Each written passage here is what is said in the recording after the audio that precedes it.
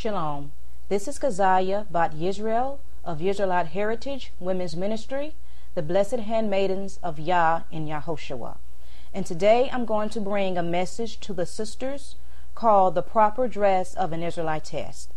A lot of us, when we come into this walk, when we come into this truth, we have questions about how we should dress ourselves. What's the proper way, an appropriate way we should dress and adorn ourselves. So hopefully with this message and lesson, I can answer a lot of the questions that some of us may still have on how we should dress ourselves and the proper way we should dress and adorn ourselves. So I'm going to start with a couple of scriptures that talks about how we as women, how we as sisters should dress ourselves spiritually as well as physically. So I'm going to start by reading from the scriptures, which is the main book that Israelite Heritage read from. And I'm also going to read from the King James Version, also known as the KJV. And I'll be reading from the book of Enoch as well. So I'm going to start by reading from the first book of Timothy, chapter 2, and I'm going to read verse 9 and 10.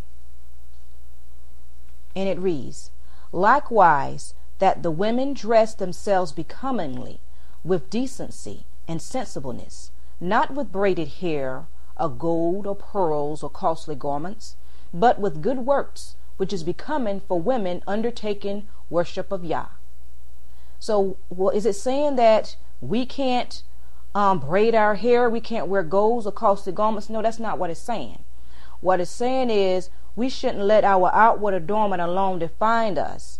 Let us make sure that we are presenting that right character, that right righteous character. But it's not saying that we can't dress up, we can't braid our hair and wear jewelry and costly garments. And now also, this was from the scriptures. I'm also going to read the same scripture from the KJV, because I like the KJV version as well. So I'll be reading the same 1 Timothy chapter 2 verse 9 and 10 from the King James Version. This is how it reads. "In like manner also, that women adorn themselves in modest apparel, with shamefacedness and sobriety, not with broided hair," which is braided, "or gold or pearls or costly array, but with which becometh women professing righteousness with good works." So there it is again, how I like that. The King James Version says the modest apparel. And the scripture says sensibleness, which is, they're both good. I like those two words, modest apparel and sensibleness. That modest apparel and sensibleness is not, you don't want to be excess. You want to dress in moderation. Yes, you can wear your jewelry, you can dress nice and this and that, but you want to be sensible about it. So that's what it's saying. And also it's saying don't concentrate too much on the physical. Make sure your inward adornment is right. And a similar scriptures I'm going to read from is the 1 Peter chapter 3 verses 1 through 5. And it reads, actually no, verses 3 through 5. Sorry about that. 1 Peter chapter 3 verses 3 through 5. And it reads, "Your adornment should not be outward, arranging the hair, wearing gold, or putting on dresses, but the hidden man of the heart, with the incorruptible ornament of a meek and peaceable spirit, which is of great value before Yah. For in this way in former times the set apart women who trusted in Yah also adorned themselves, being subject to their husband." Once again, is it saying we can't wear jewelry and gold and costly garments? No, that's not what it's saying. But see, some religions use this scripture, misinterpret these scriptures and say that women can't wear jewelry, women shouldn't wear jewelry. That's not what it's saying. Like, once again, it's saying don't let your outer garments define you alone. Don't major too much on your outward appearance. See, that's vanity. We don't want to be vain.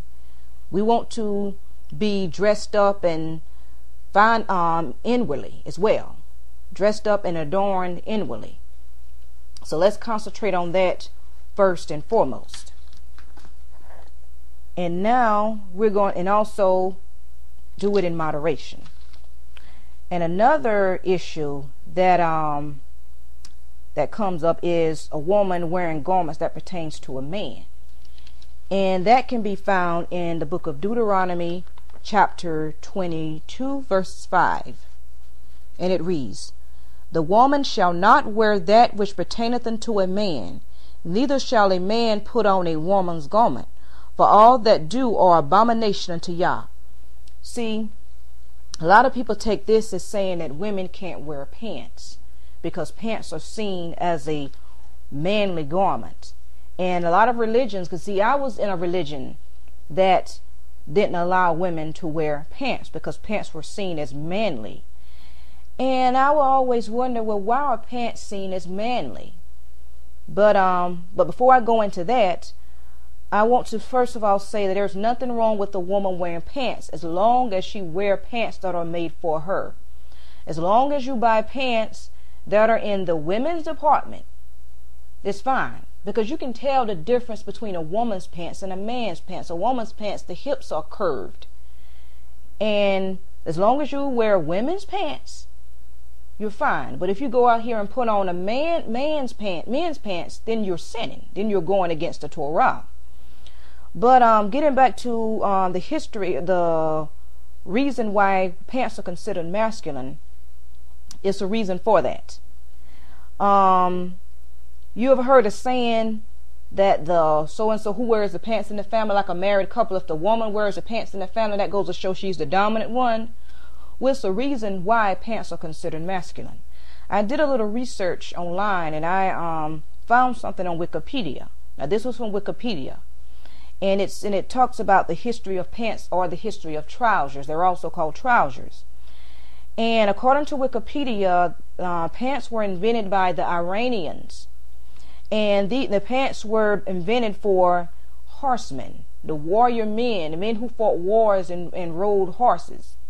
Because the robes and the other type of dress-like garments were not suitable for horseback riding.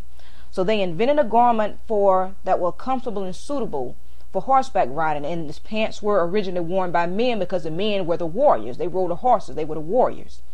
So that's why pants are considered masculine. But if you wear pants that are particularly made for a woman, then there's nothing wrong with that, because those pants are made and specifically designed for women. And then there's another issue, main issue that comes up is the head coverings.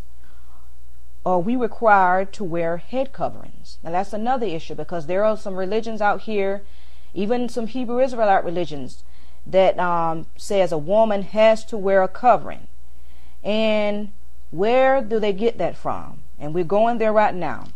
That's 1 Corinthians chapter 11, and I'm going to read verses 3 through 10. 1 Corinthians chapter 11, verses 3 through 10. "But I would have you know that the head of every man is Mashiach, and the head of every woman is the man, and the head of Mashiach is Yah. Every man praying or prophesying, having his head covered, dishonoreth his head.